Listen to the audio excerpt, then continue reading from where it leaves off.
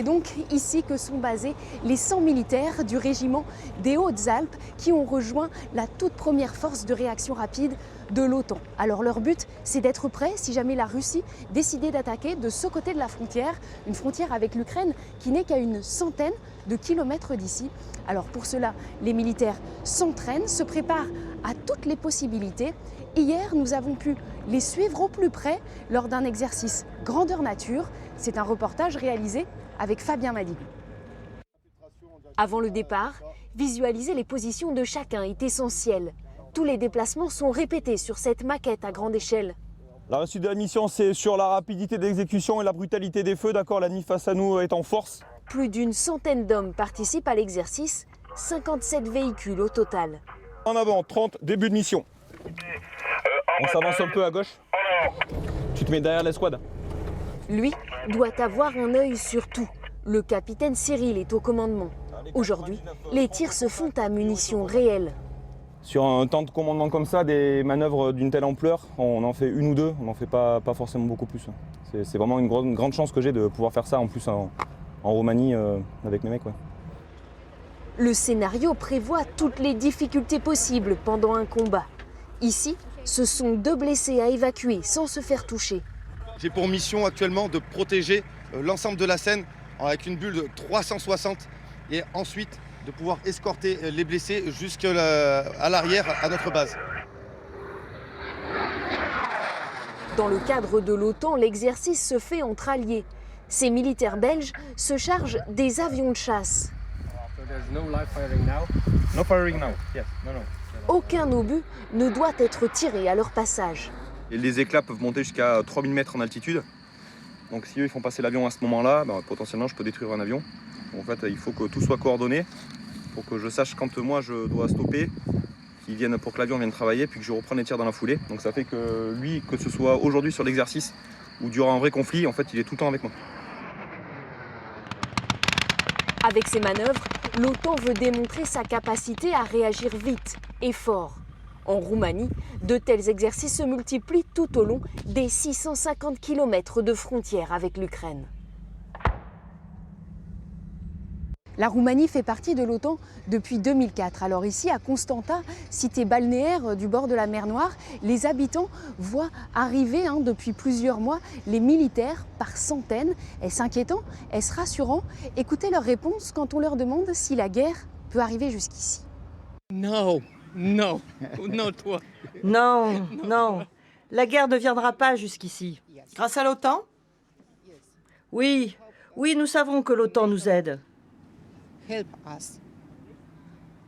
Nous avons ici des soldats français, des Anglais, des Américains. C'est la sécurité pour nous. C'est bien qu'ils viennent ici et qu'ils collaborent avec nos soldats. Je pense que c'est une bonne chose.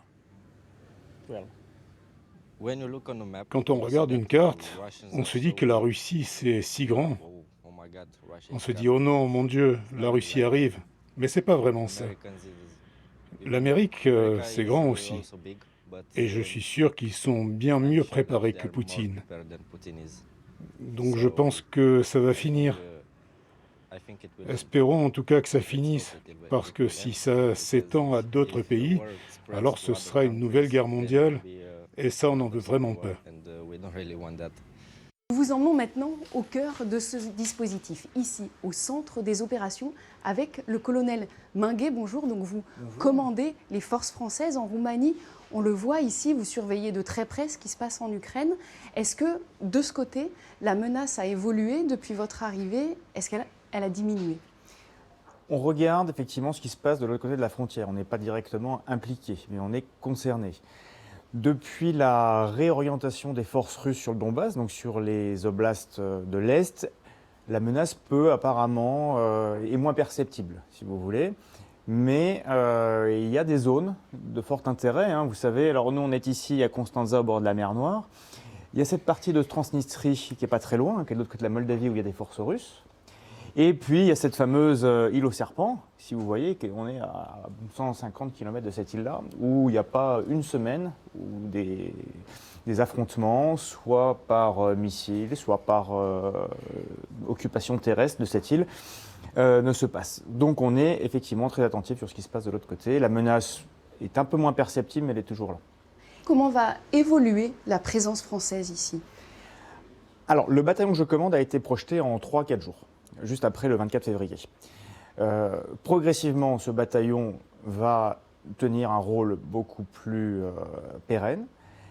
La France s'est proposée nation cadre, c'est-à-dire que la France va armer en permanence ce bataillon pour a priori 4 ans, c'est les annonces qui ont été faites, et va pouvoir intégrer au sein de ce bataillon d'autres forces européennes. Pour l'instant, je suis avec des Belges, j'ai 300 Belges dans mon bataillon. La prochaine rotation, c'est-à-dire cet été, ce seront des Hollandais qui vont le remplacer, et ainsi de suite. Peut-être que d'autres pays européens se porteront volontaires pour contribuer à la formation de ce bataillon. Merci. Alors justement, nous avons voulu savoir qui sont ces hommes et ces femmes qui s'engagent pour leur pays, quels sont leurs parcours. Regardez ce reportage réalisé auprès d'eux avec Fabien Madigou.